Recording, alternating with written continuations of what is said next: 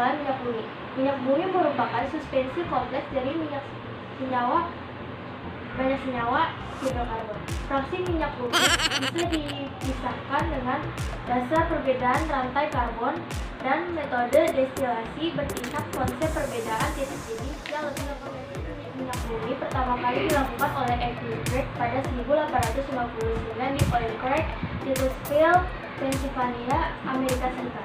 Kandungan utama minyak bumi adalah hidrokarbon yang terdiri dari alkana, sikloalkana, dan senyawa aromatik. Selanjutnya, fraksi minyak bumi. Apa itu fraksi minyak bumi? Fraksi minyak bumi adalah klasifikasi dari minyak bumi. Yang pertama yaitu ada fraksi gas.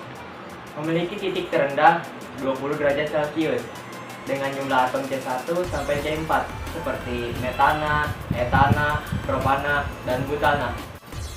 C5 sampai C7 yang dihasilkan kisaran 30 derajat Celcius. Misalnya pentana dan heptana digunakan sebagai pelarut organik seperti petroleum ether yang dimanfaatkan untuk dry cleaning seperti di laundry. C5 sampai C12 dengan rentang suhu distilasi 40 sampai 150 derajat Celcius, yaitu bensin dan nafta. Bensin utamanya digunakan sebagai bahan bakar kendaraan, sedangkan nafta banyak digunakan untuk bahan pembuat pernis dan thinner car. C13 sampai C16 dengan suhu distilasi 180 sampai 250 derajat Celcius, yaitu aftur dan solar. Aftur digunakan sebagai bahan bakar pesawat, sedangkan solar untuk kendaraan dan pembangkit listrik tenaga diesel. C17 sampai C20 dengan suhu distilasi 200 derajat sampai 300 derajat Celcius, yaitu minyak pelumas yang dimanfaatkan sebagai pelicin mesin. Fraksi padat, suhu distilasi di atas 300 derajat Celcius dengan jumlah rantai karbon di atas 20 parafin yang distilasi pada suhu 300 sampai 370 derajat Celcius. Ini memiliki jumlah atom C antara 20 sampai 25 yang dimanfaatkan untuk sebagai lilin dan korek api. Sedang di bawahnya pada suhu di atas 370 derajat Celcius didapatkan aspal yang dimanfaatkan untuk bahan pengeras jalan dengan jumlah atom C lebih dari 20. Oke, saya akan menjelaskan angka oktan. Angka yang menunjukkan beberapa besar tekanan yang diberikan sebelum bensin terbakar secara spontan di dalam mesin. Campuran udara dan bensin ditekan sampai volume yang sangat kecil. Dan jika campuran gas ini terbakar, maka akan terjadi knocking, yaitu ketukan dalam mesin, yang akan menyebabkan mesin cepat rusak. Nama oktan berasal dari oktana, yaitu C8. Karena dari seluruh molekul penyusun bensin, oktana yang memiliki sifat kompresi paling bagus. Metode pengukuran pada angka oktan meliputi RON, yaitu membandingkan campuran antara iso, oktana, dan N-hetan.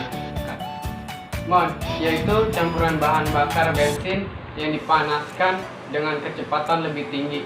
Dan variabel waktu pengampaian untuk lebih menekankan ketahanan bahan bakar. Dan AKI, yaitu jumlah nilai utama yang ditampilkan rata-rata dari RON dan MON. Jenis bahan bakar beserta nilai oktannya, yaitu pertama, premium.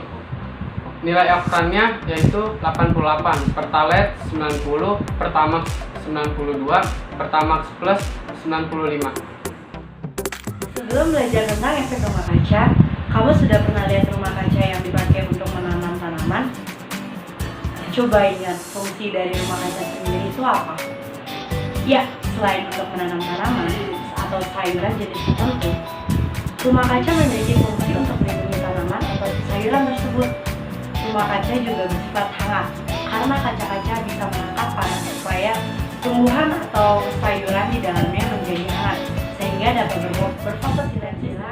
Apa sih penyebab efek rumah kaca itu? Penyebabnya adalah peningkatan jumlah emisi gas CO2 dan CO. Kok bisa meningkat jumlah emisi gasnya? Pasti bisa dong. Apalagi kalau kamu sering banget nih pakai AC kendaraan pribadi. Terlebih lagi, lahan hijau di bumi kita ini sudah semakin berkurang karena banyaknya penebangan liar. Sekarang kita akan membahas tentang efek rumah kaca. Guys, sering merasa kalau bumi makin panas gak? Kayaknya kamu di rumah terus dan gak banyak gerak, tapi kok tiba-tiba terasa panas dan jadi keringetannya. Apalagi kalau di luar rumah nih, panasnya pasti terik banget. Tahu nggak sih penyebabnya apa? Ternyata penyebabnya adalah efek rumah kaca. Apa sih efek rumah kaca itu? Lalu efek rumah kaca itu apa sih? Efek rumah kaca adalah fenomena ketika panas matahari di bumi terperangkap sehingga bumi menjadi semakin panas.